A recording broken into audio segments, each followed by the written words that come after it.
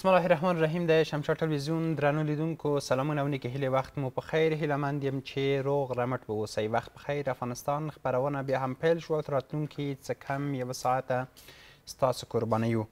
د عامې روغتیا وزارت وایي چې د افغانستان په شمالي ولایتونو کې په ځانګړي ډول بلخ او سمنګان کې د زلزلې له امله د مړو شمېر 22 او د ټپیانو شمېر له 900 زیات شوی دی. د دې وزارت بیان شرافت زمان نن په خپل ایکس پاڼه په یوه بیان کې ویلي چې زیات تلفات په بلخ او سمنګان ولایتونو کې رامنځته شوي دي. هغه زیاته کړي چې د ترلاسه شوو ارقامو له مخې 22 هیوادوال شهیدان او د 956 ټپیانو له ډلې 415 په شاوخوا کې یوازې په بلخ ولایت کې دي. نوموړي دغه راز ویلي چې بغلان او سرپل ولایتونو کې یو تن شهید شوی او دې ته ورته 15 نور ټپیان او په کندوز او جوزجان کې بیا 88 تنه ټپیان شوي دي.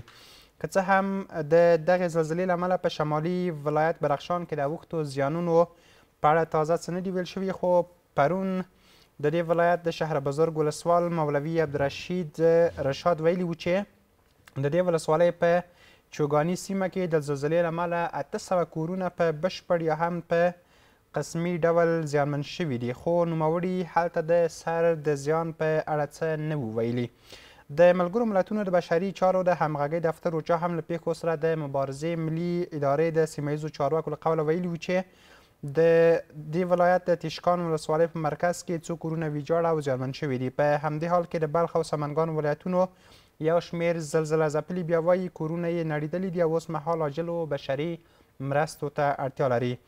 د مبارزې د چمتووالي ملي ادارې ویاند یوسف حماد هم بیا ویلي و چې له زیانمنو کورنیو سره د مرستو بهیر هم پیل شوی دی. که څه هم لیدونکو موږ پرون د یو شمېر هیوادونو بنسټونو او سازمانونو له لوري له افغان زلزله ځپلو سره د مرستو په پار باندې د ټیمونو د استولو او د ارزونو وروسته د مرستو د مشخص کېدو په هکله هم په خبري سایټونو کې ډېر څه درلودل، خو د دې سربیره کله چې موږ د زلزله ځپلو د وضعیت په هکله باندې خبرې کوو، دغه مورد چې د خبر په پای کې هم ورته اشاره شوې وه چې زلزله ځپلي په اوسنیو شرایطو کې د سرپناه لپاره شدیدو ستونزو سره مخ دي او اړتیا ده چې په دې برخه کې زیات ګامونه پورته کړل شي. په دې او ورته نور ابعادو باندې دا چې څنګه شونې ده موږ له اړونده مرسته کوونکو یا مرستندویه بنسټونو له لوري د مرستو د جلب او جلب په هکله باندې همغږي زیاته کړو. دغه همغږي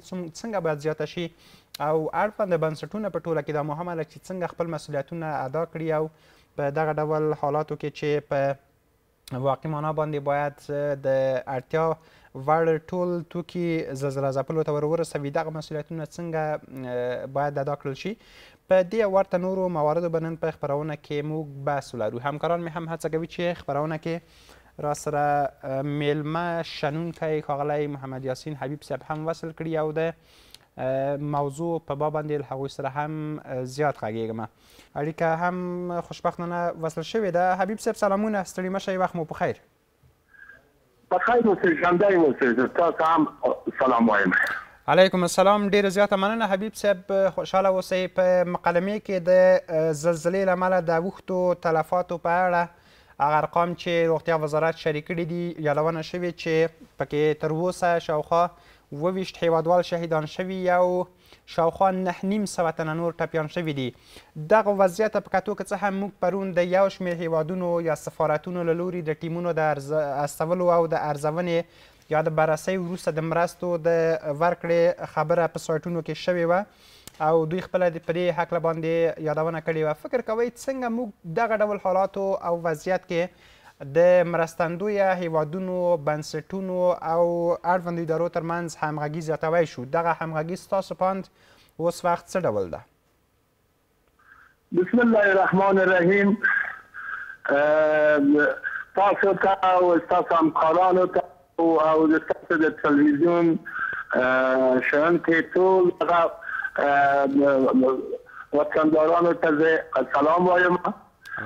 قبل از اینکه من به سوالای شما پاسخ بگویم، مراتب تسلیت عمیق خود را به قربانیان زلزله شدیدی که دشته در مزار شریف سمنگان به وقوع پیوست و باعث شهادت یک تعداد از هموطنان مظلوم ما در هنگام خواب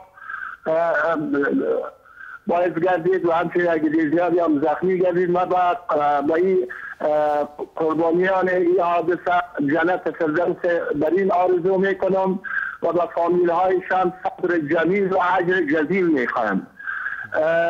در مثل یک شرایطی که چی در اصطلاح در مزار، چی در سمنگان یا بعض ولایت های دیگه که یا زلزله یا سیلاب یا به اصطلاح دیگه حوادث طبیعی رخ میده، این در قدم اول وظیفه هموطنان ثروتمند ما هست، تاجران ملی و همچنان سرمایه‌داران و کسانی که واقعا صاحب امکانات سرشار هستند، این مسئولیت ایمانی و میهنی دارند تا به خانواده های قربانیان کمک بکنند، همدردی بکنند در جهت رفع نیازمندی هایشان، چی پول نقد باشد، چی مواد خوراکه باشد، چی البته و وسایل سامان مورد اولیه ضرورت از این فامیل های آسیب دیده باشند باید بپردازند و همچنان این خواه مسئولیت ایمانی و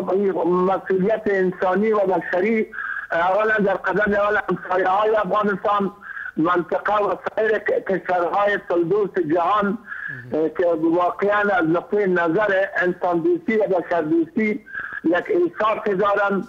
این مسئولیتشان است تا با قربانیان حوادث که پیش در مزار شریف در سمنگان و بعض ولایات همجوارشان رخ داد باید همکاری بکنن.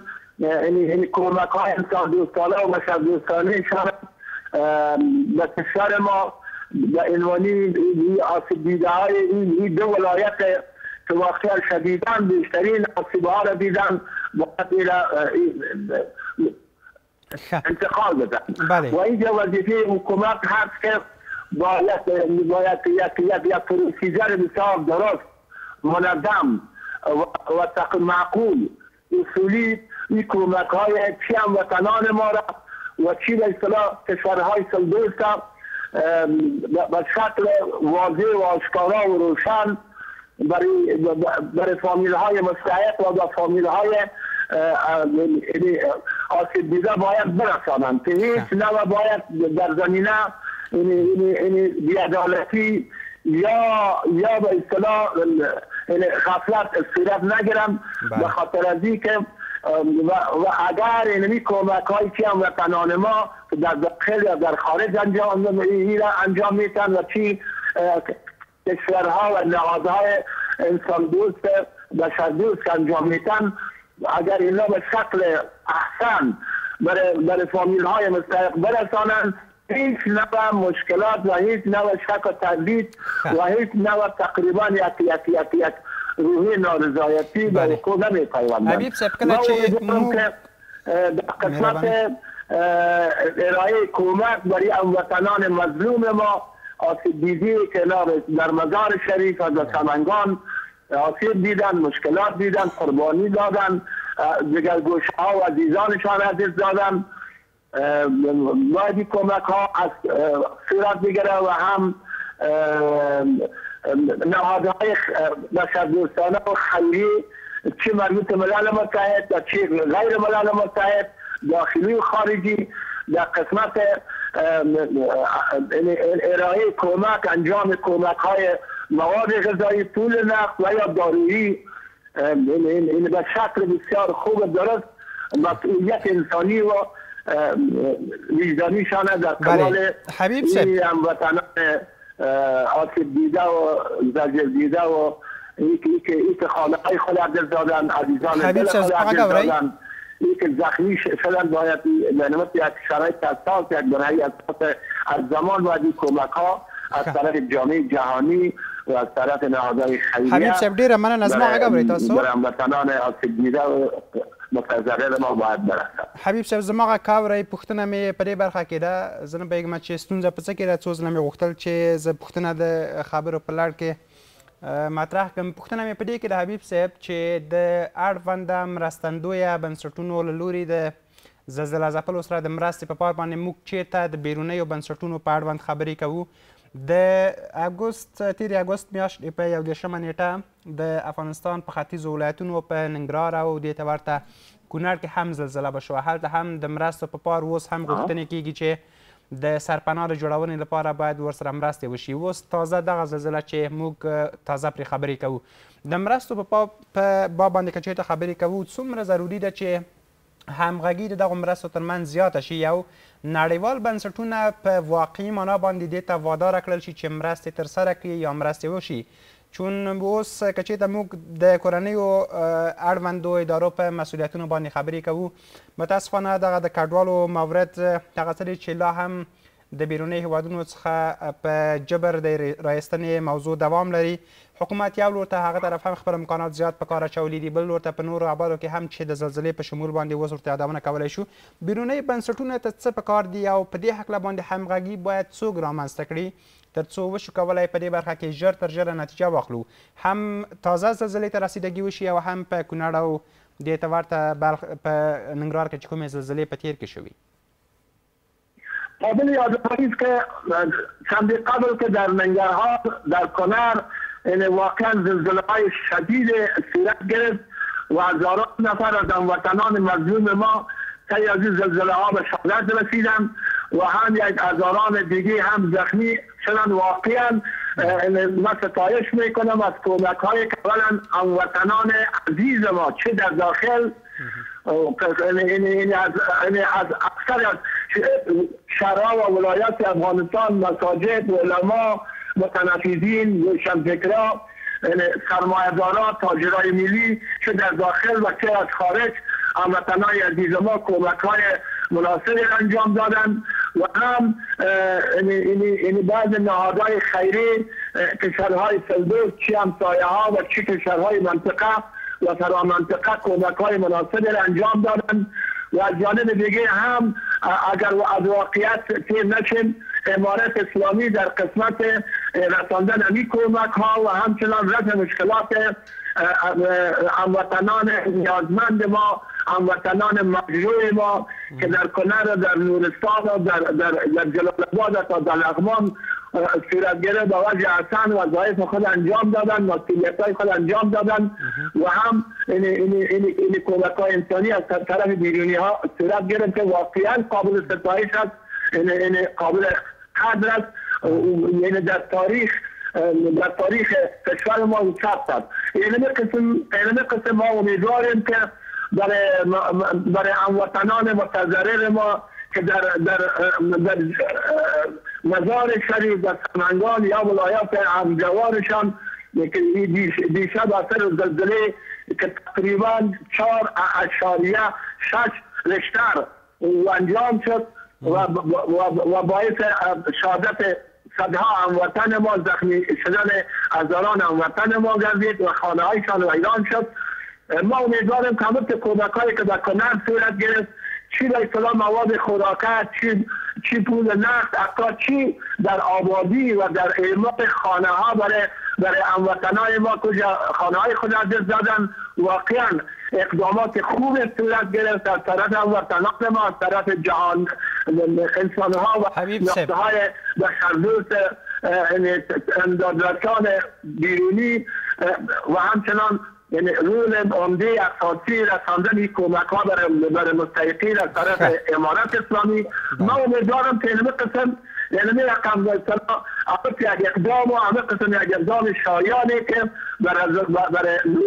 برای جلال آباد و کنر و نورستان و لغمان صورت گرفت، برای مزار شریف و برای سمنگان و بعض ولایات همجوارشان همین قسم کمکات صورت میگیره. همین قسم یک اقدامات درست سریع باید انجام شود. حبیب صاحب ډیره مننه. زما پوښتنه په دې کې ده حبیب صاحب، زما غږ اورئ؟ شهدا معلولین اینا باید کمک‌های صورت بگیره و همچنان در آبادی خانه‌هایشان، ایمون خانه‌هایشان که خانه‌های خود از دست دادن، یعنی قسم حبیب صاحب زما غږ اورئ تاسو؟ کمک‌ها صورت میگیره.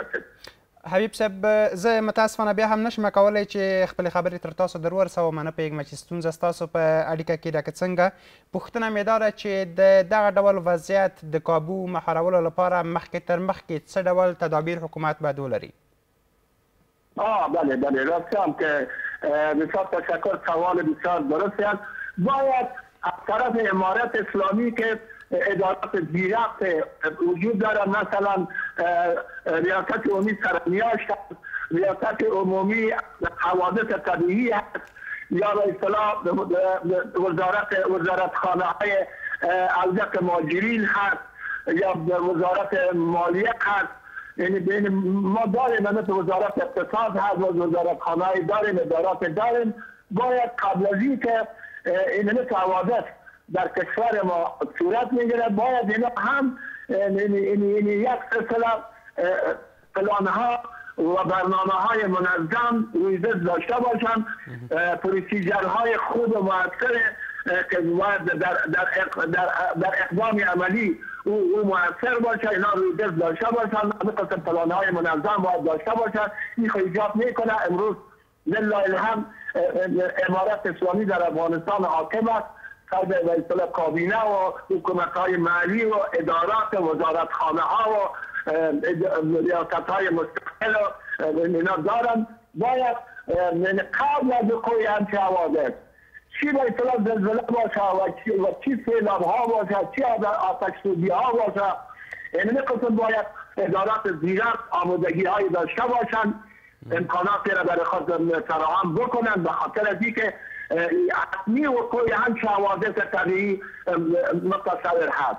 نباید غافل از وقوع همچه حوادث طبیعی یا زلزله و یا سیلاب و یا آتش‌سوزی از این غافل باشند. این قبل از اینکه نمت وقوع حوادث و اصطلاح به وقوع می‌رسد، باید حکومت ما، ادارات زیرفت امارت اسلامی افغانستان یا آمادگی‌های آموزان باید داشته باشند تا بودجه و اصطلاح به این خدمت اینا روی داشته باشند که وقتی که حوادث به وقوع می‌پیوندد عاجل اقدامات منظم و مؤثر روی گرفته شود.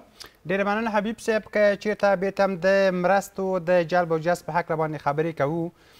موږ تر یو حده پورې وینو چې نسبت تر نورو کلونو په دې وروستیو کې د افغانستان سره د طبیعي پیښو څخه د زیانمنو شویو هیوادوالو سره د مرستې په پار یو لړ ژمنې شوي دي، خو د ژمنو په برخه کې عمل ډېر کم شوی دی. فکر کوئ د مرستو د کمښت دلایل په څه کې وینئ؟ یا په نړیواله کچه موږ د یو څه بدلون شاهد یو او که د افغانستان سره د مرستو په باب باندې د هیوادونو لیوالتیا کمه شوې؟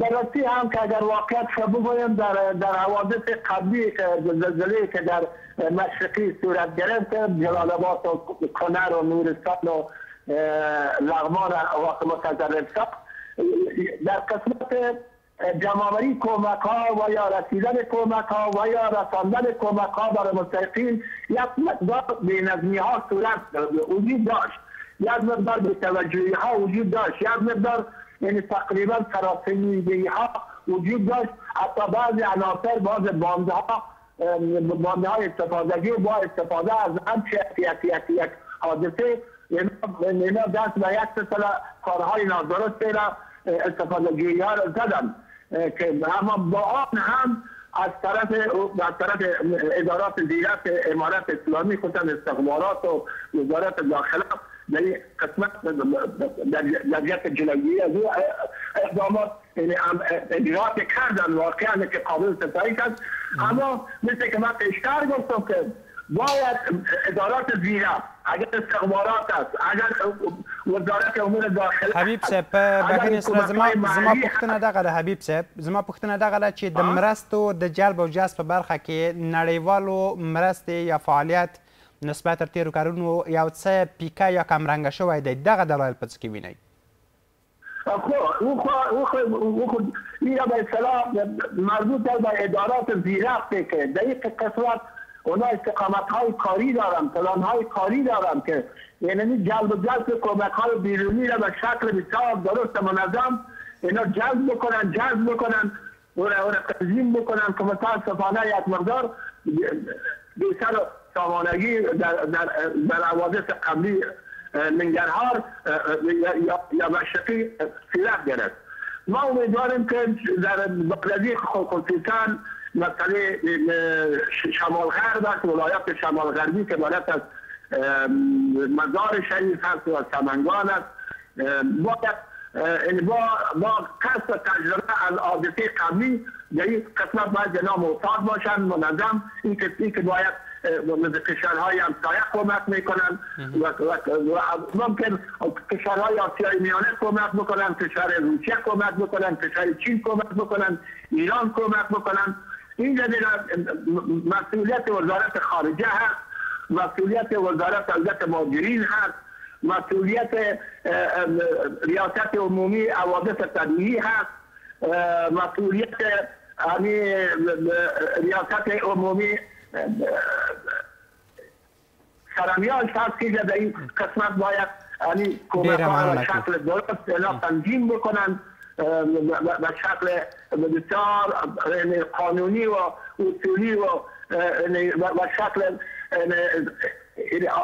اساسی باید این کمک ها ډیره مننه حبیب صاحب. سیستم های منظم بکنن و دیگری که به شکل کمک ها را، مسیر کمک ها را درست مشخص بکنن و در قسمت تبلیغات هم، در قسمت جلب که باید چطور کشورهای همسایه و منطقه و فرامنطقه را برای انجام کمکاشان اینا تشویق بکنن از طریق وزارت اطلاعات و فرهنگ، رسانه های افغانستان مثلا کور موادن. حبیب صاحب خوشحاله اوسئ، ډیره زیاته مننه که څه هم ما د خپلې پوښتنې ځواب ترلاسه نه کړ، خو بیا هم زیاته مننه چې خپرونه کې له موږ سره وئ او ګډون مو درلود. خوشحاله اوسئ، ښه وخت ولرئ. الله مو مل شه. لیدونکو له تاسو څخه هم ډیره زیاته مننه چې خپرونه کې راسره یاست او تر دغو شیبو د خپرونې لیدونکي یئ.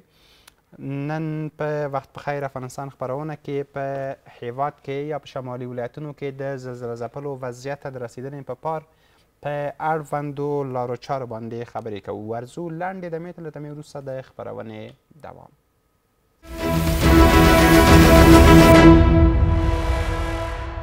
درنو لیدونکو، د خپرونې پاتې برخې ته یو ځل بیا هم ټولو ته ښه راغلاست وایم. ځانګړی سلام هغو لیدونکو ته چې همدا شیبه له وخت په خیر افغانستان خپرونې سره یوځای شوي دي. نن په خپرونه کې په هیواد کې د وروستیو زلزلو له زلزله ځپلو سره د مرستې او دغه راز د زلزله ځپلو د وضعیت په هکله باندې خبرې کوو. که څه هم مخکې زموږ سره د همدې موضوع په تړاو باندې محمد یاسین حبیب صاحب هم خبرې درلودې او د هغه په وینا باندې ټینګار پر همدې وشو چې باید د دغه ډول پیښو د زیانونو د مخنیوي او کنټرول لپاره موږ مخکې تر مخکې اړونده تدابیر هم نیولي وي چې پر اساس باندې د تلفاتو په کمښت او دغه راز د اړتیاو په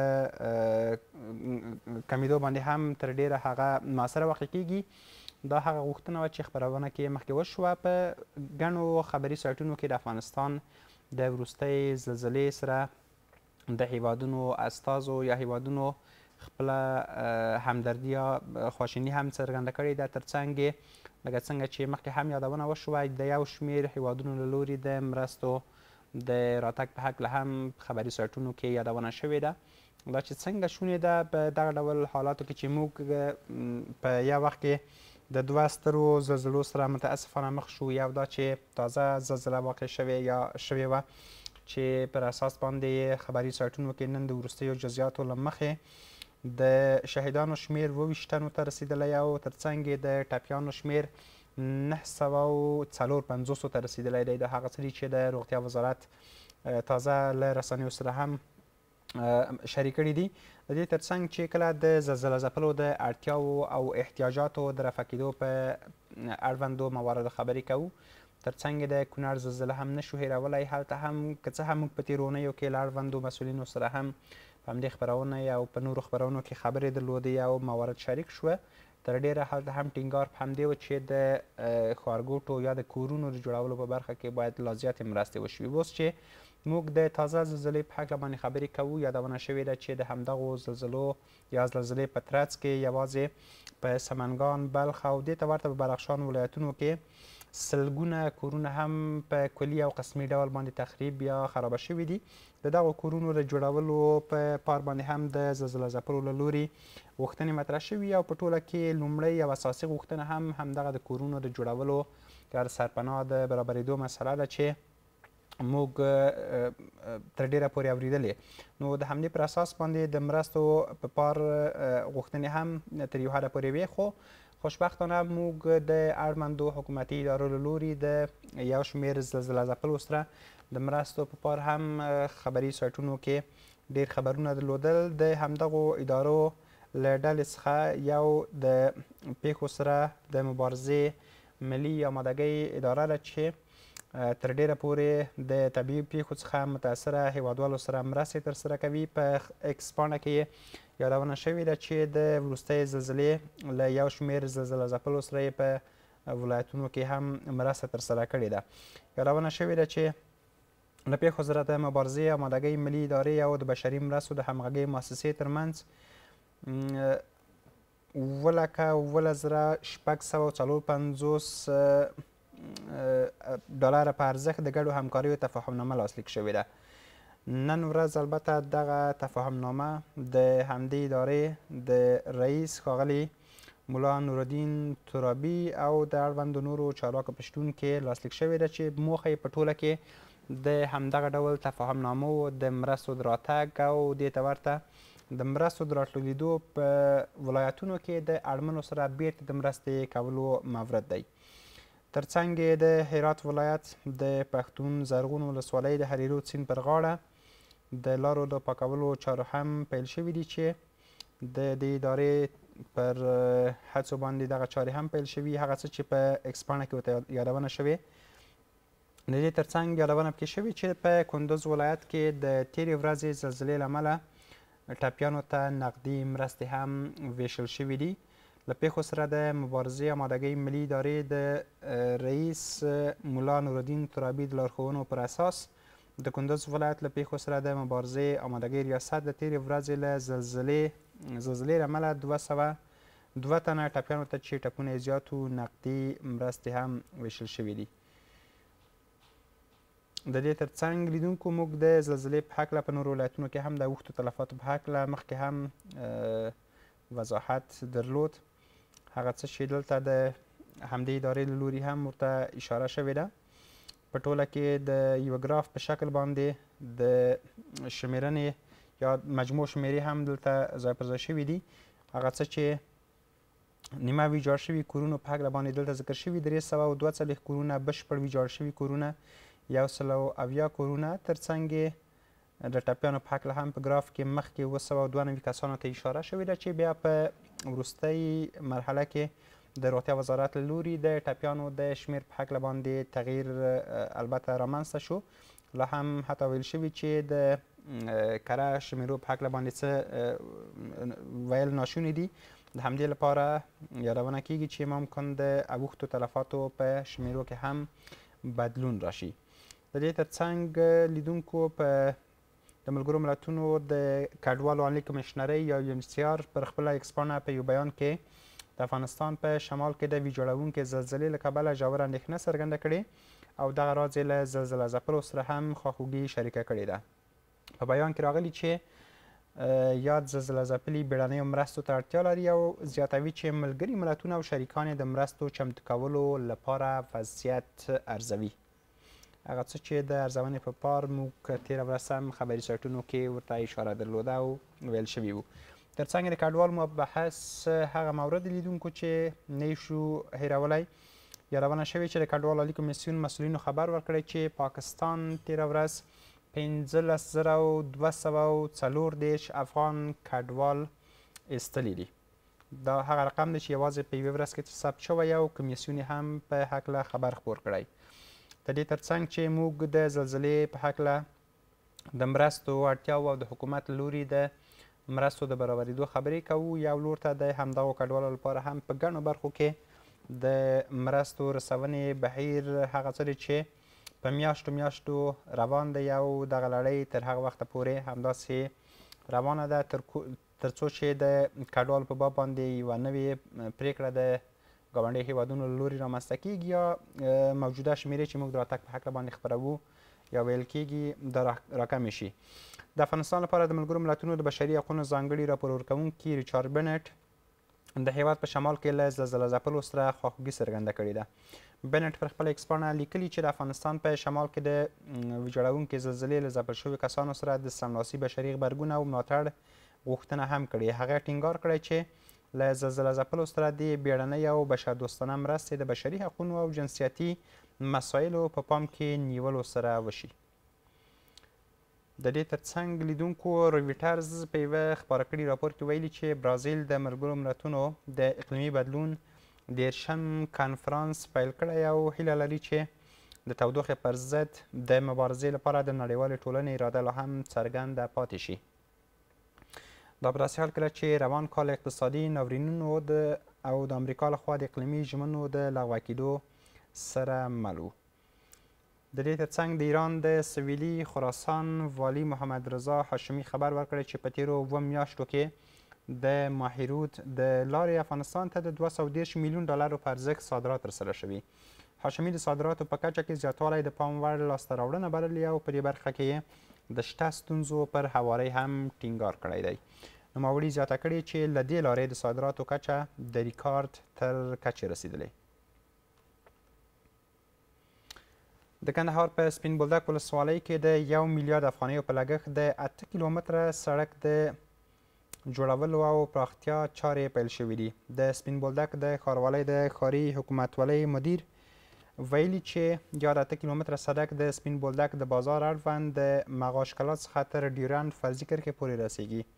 نوموړي زیاته کړې چې د سړک د رغونې لګښت د ټولګټو چارو وزارت له لوري ورکول کیږي او د کار چارې به یې په یوه کال کې هم بشپړې شي. د ترانسپورت او هوایي چلند وزارت بیا خبر ورکړی دی چې د هیواد په 10 ولایتونو کې د تیزو بادونو، باران او سیلابونو راوتو اټکل شته. په دغو ولایتونو کې بدخشان، تخار، نورستان، کونړ، ننګرهار، کندز، بغلان، سمنګان، بامیان او پروان ولایتونه شامل دي. د هوا پیژندنې ادارې په یادو ولایتونو کې د ورښتونو کچه له 10 تر 15 ملي مترو پورې ښودلې. په ورته وخت کې له طبیعي پیښو سره د مبارزې ملي ادارې په یوې اعلامیې کې دې ولایتونو له اوسیدونکو غوښتي چې د سیندونو غاړو ته له نږدې کېدو هم ډډه وکړي.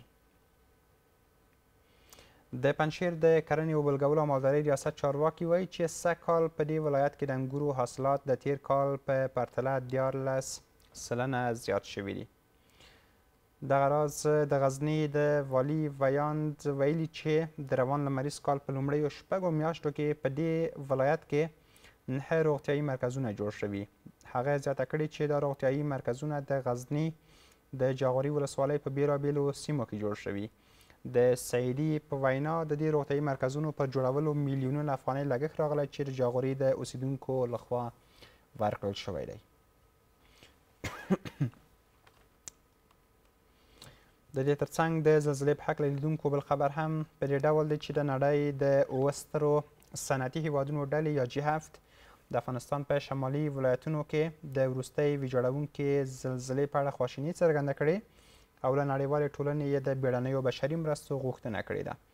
G7 یا G7 هیوادونو پر خپله ایکس پاڼه لیکلي چې د زلزلې له امله رامنځته شوي وضعیت لا هم کړکېچن دی ځکه افغانان د ژمي له سختې سړې هوا سره مخ دي او اړتیا ده چې زیانمنو ته ژر تر ژره مرستې برابرې شي.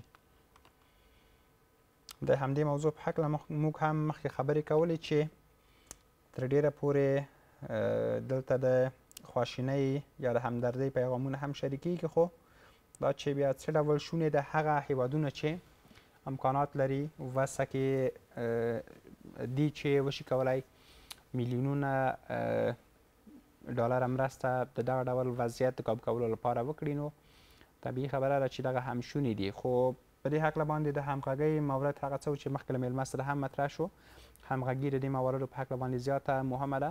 یو لور ته د بیرونیو مرستو په راتګ باندې هم تر ډیره پورې غوښتنې همدغه دي چې باید په مستقیم ډول باندې له مشخص شویو یا ځانګړل کړل شویو اشخاصو یا بېوزلو سره مستقیم توګه باندې ورسیږي یا هم ورته توضیح شي، د دې لپاره چې د همدغو مرستو په لړ کې که چېرته بیروني اړونده هیوادونه مرستې ترسره کوي او د ملګرو ملتونو په چوکاټ کې د شته سازمانونو پر اساس باندې دغه مرستې پر بېوزلو او مستحقو یا زلزله ځپلو یا سیلاب ځپلو باندې ویشي. تر ډیره باورونه دغه دي چې زیاته برخه د همدغو پیسو بیرته د همدغو ادارو پر مصارفو باندې لګیږي چې بهتره ګزینه د مستقیمې مرستې د توزیع کېدو مورد ته ورګرځي. موږ اوس هم د G7 هیوادونو له لوري د افغان زلزله ځپلو سره د بیړنۍ مرستې د غوښتنې په پار باندې د خبر ولوست. نو د دې لپاره یادونه وشوه چې په ټوله کې باید دغه مرستې ژر تر ژره د وضعیت کابو کولو او د اړتیاوو او احتیاجاتو د مرفوع کولو لپاره ترسره شي. د غزني د شهیدانو او معلولینو چارو ریاست ویلي چې په دې ولایت کې له 100 ډیر ځوانان د حرفوي زده کړو له پروګرامونو فارغ شوي. د دغه ولایت د شهیدانو او معلولینو چارو رئیس زیاته کړې یادو کسانو ته د خیاطۍ، د موبایل ترمیم او د چرګانو روزنې برخو کې عملي او نظري زده کړې هم ورکړل شوي. دغه پروګرام د بیړني مرستې او پرمختګ خیریه مؤسسې له لوري په شپږو میاشتو کې پلی شوی او نږدې 6.5 میلیون افغانۍ لګښت هم پرې راغلی دی. د بدخشان د ارګو ولسوالۍ اوسیدونکو ویلي چې په دې ولسوالۍ کې تېره شپه واوره ورېدلې ده. دغه راز د سالنګ په لویه لاره د واورې ورېدو انځورونه هم په ټولنیزو رسنیو کې لیدونکو نن خپاره شوي وو او تر ډیره ورسره په یو شمېر سیمو کې د هوا د سړېدو یادونه هم شوې وه. په کندهار ښار کې د یوه ملي پانګوال له لوري د 15.4 میلیونه ډالرو په لګښت د خوراکي توکو او صنعتي موادو د تولید یوه لویه فابریکه جوړه شوې. د یادې فابریکې مسؤل ویلي چې په دې فابریکه کې د پنبې پروسس، د چرګانو د دانې، د صابون او غوړیو او څارویو د کنجاړو تولید ترسره کیږي. د معلوماتو له مخې د مهال نږدې 100 کسان په دې فابریکه کې په مستقیم ډول په کار بوخت دي. دغه راز په بیرونیو خبرونو کې پاکستاني رسنیو ویلي چې د دغه هیواد په پلازمینه اسلام آباد کې د سترې محکمې په ودانۍ کې چاودنه شوې ده. د راپور له مخې په دغې پیښه کې یو شمېر کسان ټپیان شوي دي خو لا تر اوسه د مرګ ژوبلې د کره شمیرو په اړه څه نه دي ویل شوي. پاکستاني چارواکو ویلي امنیتي او بیړني ټیمونه سیمې ته رسېدلي او د پیښې د څرنګوالي په اړه څېړنې هم روانې دي. خبرونه هم لیدونکو همدلته پای ته رسېدلې تر بیا چې نورو خبرونو کې بیا هم ستاسو درانه حضور ته له خپل ټیم سره حاضرېږو. تر هغې مو په لویه بښونکي راپسپارم. ښه وختونه ولرئ. له لیدلو مو مننه.